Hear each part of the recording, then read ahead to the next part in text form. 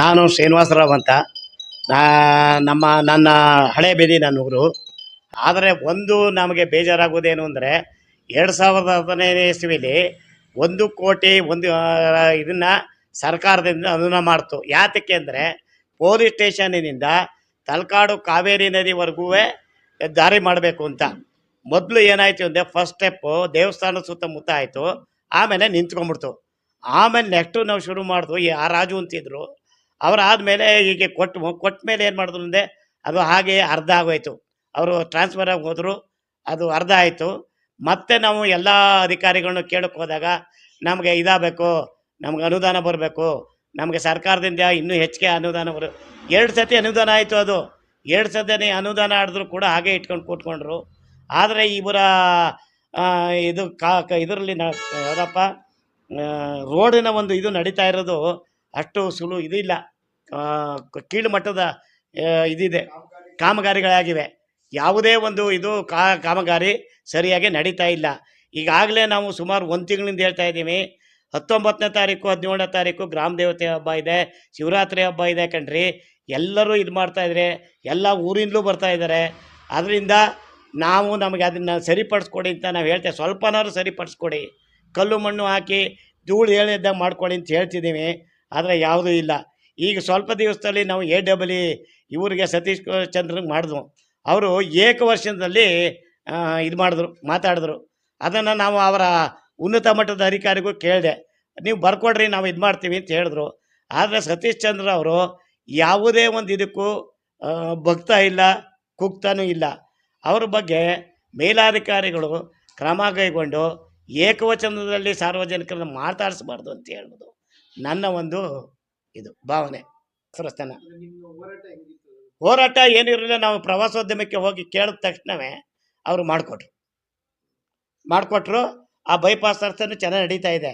ಈಗೇನಾಗಿದೆ ಅಂದರೆ ಆ ಬೈಪಾಸ್ ರಸ್ತೆಯಲ್ಲಿ ಈ ನಮ್ಮ ಯಾರು ಹಳ್ಳಿ ನಮ್ಮ ಟ್ರ್ಯಾಕ್ಟ್ರು, ಇದು ಗೇಜು ಎಲ್ಲವನ್ನೂ ಉಪಯೋಗಿಸ್ತಾ ಇದ್ದಾರೆ. ಅದರಿಂದ ಸ್ವಲ್ಪ ಆ ರಸ್ತೆ ಹಾಳಾಗ್ತಾ ಇದೆ. ಅದನ್ನು ಇಂಜಿನಿಯರ್ಗೆ ಹೇಳಿದ್ರೆ 2 ಬೋರ್ಡ್ ತಂದು ಹಾಕಿದ್ರು. ಆ ಬೋರ್ಡ್ನಂತೆ ಕೆಲಸ ಆಗ್ತಿಲ್ಲ. ಇಂಜಿನಿಯರ್ಗೆ ಹೇಳಿದ್ರೆ ಅದನ್ನು ಕೇರ್ಲೆಸ್ ತಗೋತಿಲ್ಲ. ಇನ್ನೂ ಹಿಂದೆ ಹೇಳೋದಾದರೆ ಈ ಒಂದು ಪ್ರದೇಶದಲ್ಲಿ ಸರ್ಕಾರಿ ಅಧಿಕಾರಿಗಳು ಇರಬೇಕು ಅಂತಿದೆ. ಹಿಂದೆ ಪ್ರವಾಸೋದ್ಯಮ ಇಲಾಖೆಯಲ್ಲಿ ನೀರಾವರಿಯವರಿದ್ದರು, ರೆವಿನ್ಯೂ ಇನ್ಸ್ಪೆಕ್ಟ್ರ್ ಇದ್ದರು, ಮತ್ತು ಇನ್ನೊಬ್ರು ಯಾರು ನಮ್ಮ PWD ಅವರು ಇದ್ದರು, ನೀರಾವರಿ ಇಲಾಖೆಯವರಿದ್ದರು, ವಿದ್ಯುತ್ ಇಲಾಖೆಯವರು ಇದ್ದರು.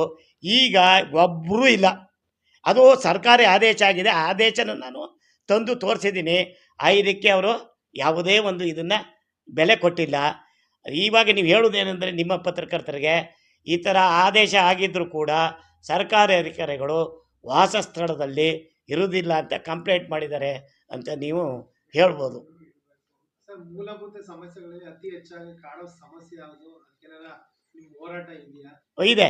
ಮೂಲಭೂತ ಸೌಕರ್ಯ ಬಗ್ಗೆ ಅಂತಂದರೆ ತಲಕಾಡು ಹಳೆ ಬೀದಿಲಿ ಯಾವ ಸೌಕರ್ಯನೂ ಇಲ್ಲ. ಒಂದು ನಿಂತ್ಕೊಳ್ಳೋಕ್ಕೆ ಒಂದು ಬಸ್ ಸ್ಟ್ಯಾಂಡ್ ಇಲ್ಲ, ಆಮೇಲೆ ನೀರು ಕುಡಿಯೋದಕ್ಕೆ ಇದು ಟ್ಯಾಂಕ್ಗಳಿರ್ತೀವಿ ಅಂದರು. ಆ ಟ್ಯಾಂಕಲ್ಲಿ ಇಟ್ಟಿಲ್ಲ. ಯಾಕೆಂದರೆ ಅದು ದೇವಸ್ಥಾನದ್ದು ಇದರಿಂದ ಇಡಬೇಕಾಗಿತ್ತು. ವೈದ್ಯನಾಥೇಶ್ವರ ದೇವಸ್ಥಾನದವ್ರದ್ದು ಆ ಕೆಲಸ. ಅವರು 2 ಕಡೆ ಇದನ್ನು ಇಟ್ಟಿದ್ದರು. ನಾವು ಸಮಿತಿ ಅಧ್ಯಕ್ಷನಾಗಿದ್ದೆ, ವೈದ್ಯನಾಥ ಸಮಿತಿ ಅಧ್ಯಕ್ಷನಾಗಿದ್ದೆ, ಹಾಗೆ ಇಡಿಸಿದ್ದೆ. ನಂತರ ಅದು ಕೆಟ್ಟೋದ ಮೇಲೆ ಏನೂ ಇಡ್ತಿಲ್ಲ. ಆ ಒಂದು ಧಾರ್ಮಿಕ ಕ್ಷೇತ್ರದ ಹೋಗಿ ಹೇಳಿದ್ರೆ ಅದು ಯಾವುದೇ ಥರ ಇದನ್ನು ತಗೋತಿರಲಿಲ್ಲ. ದೇವಸ್ಥಾನದ ಸುತ್ತಮುತ್ತ ಬರೀ ಕಚಡಗಳೇ ಆಗಿವೆ, ಎಲ್ಲವೇ ಹೊಲಸುಗಳು ಮಾಡ್ತಾಯಿದ್ದಾರೆ. ಅದನ್ನು ನೋಡೋಕ್ಕೆ ಯಾವುದೂ ಇಲ್ಲ.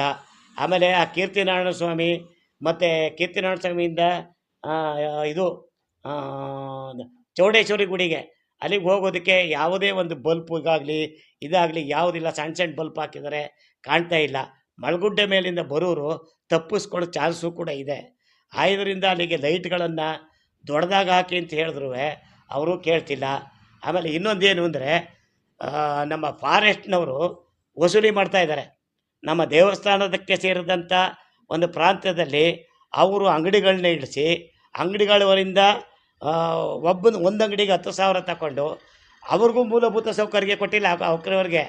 ಅದನ್ನು ಏನೂ ಮಾಡದೆ ಒಳ್ಳೆ ಕುಡಿಯುವ ನೀರನ್ನು ಇದನ್ನು ಮಾಡದೆ ಅವರು ತುಂಬ ಇದು ಮಾಡ್ತಾರೆ. ಏನು ಅಂದರೆ ಸುಮಾರು ಒಂದು 20 ವರ್ಷದಿಂದ ತಗೋತಾ ಇದ್ದಾರೆ. ಯಾವುದು ನಮ್ಮ ಕಾರು ಬಸ್ಸು ಎಲ್ಲದಕ್ಕೂ ತಗೋತಾರೆ. ವ್ಯಾಪಾರಗಾರಿಗೆ ಒಂದೊಂದು ಅಂಗಡಿಗೆ 10,000 ತಗೋತಾ ಇದ್ದಾರೆ. ಏನೇ ಆದರೂ ಕೂಡ ಅವ್ರಿಗೆ ಆ ವ್ಯಾಪಾರಸ್ಥರಿಗೆ ಅನುಕೂಲ ಮಾಡಿಕೊಟ್ಟಿಲ್ಲ. ಅನುಕೂಲ ಮಾಡಿಕೊಟ್ರೂ ಇವ್ರು ತಗೊಳ್ಳುವ ಇದರಲ್ಲಿ 50% ಗ್ರಾಮಾಂತರಕ್ಕೆ ಮಾಡಬೇಕು ಅಂತಿದೆ. ಆ ಗ್ರಾಮಾಂತರಕ್ಕೂ ಮಾಡ್ತಿಲ್ಲ. ಇಲ್ಲಿವರೆಗೂ ಆ ದುಡ್ಡು ನಮ್ಮ ಇದರಲ್ಲಿದೆ ಅಂತ ಹೇಳ್ತಾ ಇದ್ದಾರೆ, ಅಕೌಂಟ್ಲಿದೆ ಅಂತ ಹೇಳ್ತಾ ಇದ್ದಾರೆ. ಆದರೆ ಬಂದು ಕೆಲಸ ಮಾಡಿ ಅಂತ ಹೇಳಿದ್ರೆ ಮಾಡ್ತಾ ಇಲ್ಲ.